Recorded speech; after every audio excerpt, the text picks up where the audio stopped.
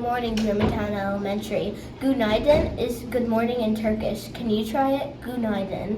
Today is Tuesday, February 21, 2023. This is Jalen bringing you today's morning announcements. Please stand for the Pledge of Allegiance. I pledge allegiance to the flag of the United States of America and to the republic for which it stands, one nation, under God, indivisible, with liberty and justice for all. You may now be seated. Hello, this is Caroline. This week will be warm and mostly sunny. Enjoy the sunshine as the days get longer. We would like to wish a happy birthday to Howell A. and Miss England. Now here is Miss Chandawar with some good news. Hello, happy Tuesday. It is Mrs. Gray, your school counselor. We are continuing to focus on habit number 4, think win-win. We had several Patriot leaders last week thinking win-win. For example, I saw one where one person, an older student, was helping a PEP student walk down the hallway. So that's thinking win-win because you're helping another student and you're also kind of helping yourself see the benefit and how it makes you feel to help others. So that's just one example. I will go ahead and read all of the Patriot leaders from last week. We had several, and it was a lot of our older students, grades 3 through 5. So let's see who they were.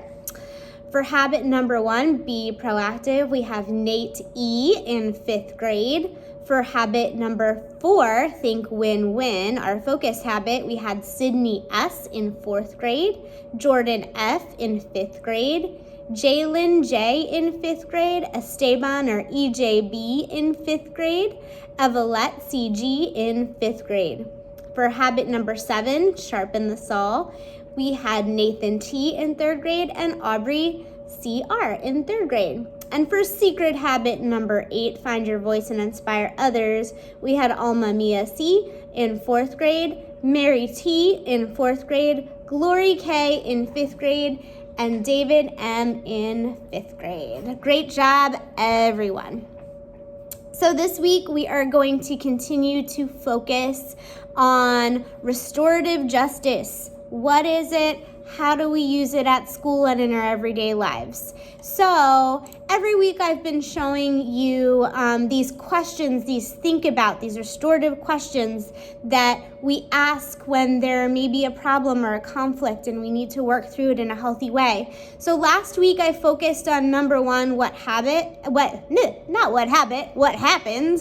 And this week I'd like to focus on number 2 and 3. So let's zoom in on those. Question number 2 is, what were you thinking about at the time? So the time the problem happened. And question number 3 is, what have your thoughts been since the incident? So when I look at these 2 questions, I think of a word, a big word, and it's called metacognition. And what that means is thinking about your own thinking. And that's a really important skill in life, thinking about the thoughts that you've already had and analyzing them.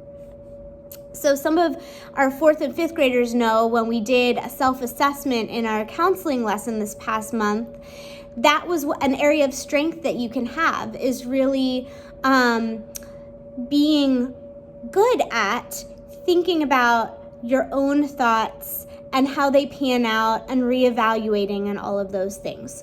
So it's really important that you practice that. Whenever you have a problem or a conflict, or you're just kind of thinking about your day, think about those thoughts that were going through your head when you were in that situation. And that really will help with healthy problem solving. So remember that word, metacognition. I want you to tell me that when you see me in the hallway. Say, Mrs. Gray, metacognition. Have a great week. Good morning, GES. When 9-year-old Bobby Wilson heard about the campaign to eradicate the spotted lanternfly near her hometown in New Jersey, she took the message to heart, whipped up some homemade non-toxic spotted lanternfly insecticide out of vinegar, and headed out to do her part, spraying the concoction on the bugs as they clung to trees in her neighborhood. Yale University decided to highlight the citizen scientist as she donated her collection of 27 lanternflies to the Peabody Museum of Natural History and received the title of Donor Scientist. We wanted to show how inspiring she is, and we just want to make sure she continues to feel honored and loved by the Yale community, said Ijeoma Opara, an assistant professor at the school. The invasive spotted lanternfly can cause huge damage to ecosystems, and currently northeastern states are suffering from a bit of an infestation. It's unfortunate because the lanternfly is quite beautiful, but its piercing, sucking talons can damage over 70 species of native and ornamental plants. As these bugs eat, they excrete a sticky substance called honeydew, and it's not like the honeydew melon that we like to eat. This substance can accumulate and cause mold to grow, which stunts the growth of a plant, or in some cases, it can even kill the plant. Spotted lanternflies like to eat a lot of different plants, such as ones that we use as food crops: cucumbers, cherries, apples, plums, grapes, nectarines. And they also damage trees such as hickory, maple, oak, and pine. Native to China, lanternflies are typically kept in check via parasitic wasps and were accidentally introduced to the United States in 2014. Bobby Wilson was joining New Jersey's Stomp It Out campaign to help clear out the winged pests. The campaign recommends 3 things: destroy any lanternflies that you see, scrape off the egg masses, which are grayish slimes that contain between 30 and 50 eggs that they lay in the wintertime. And there's also a plan to cut down another invasive species called the tree of heaven, which is the lanternfly's favorite tree. Maryland has its own program to eradicate the spotted lanternfly, since it was found in our state 5 years ago. You and your grown-up can visit the Maryland Department of Natural Resources website to learn ways that you can join the hunt for the spotted lanternfly and do your part, just like Bobby Wilson did. And as always, we've got lots of books to help you with this, such as this one about being a citizen scientist, and many books about all kinds of winged creatures, not all of whom are invasive species. Now here's Mrs. Gray with our counseling news. Good morning, everyone. I hope you had a great long weekend. So don't forget, this week we're continuing our kindness for the month of February. So please try to keep those random acts of kindness going.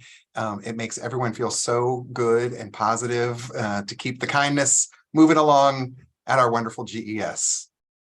The only thing this week I kind of want to remind you guys about is Thursday night is reading PJ night. Those of you that are older might remember this from before, but those of you that are newer, it is an activity where you come and some staff members are here and they read some stories for you. You do come in your PJs, and then there's some activities the PTA is planning. So that's at 6:30 on Thursday night. So we're hoping to see a lot of you here for that. We think it'll be a lot of fun. Okay, so I hope you have a fantastic day and a fantastic week, and I look forward to seeing all of you in the halls. Mindful message quote for this week is: change will not come if we wait for some other person or some other time. We are the ones we've been waiting for. We are the change we seek, by Barack Obama. This is David wishing everyone a wonderful week. Don't forget, be respectful, responsible, and safe. That's the Germantown way.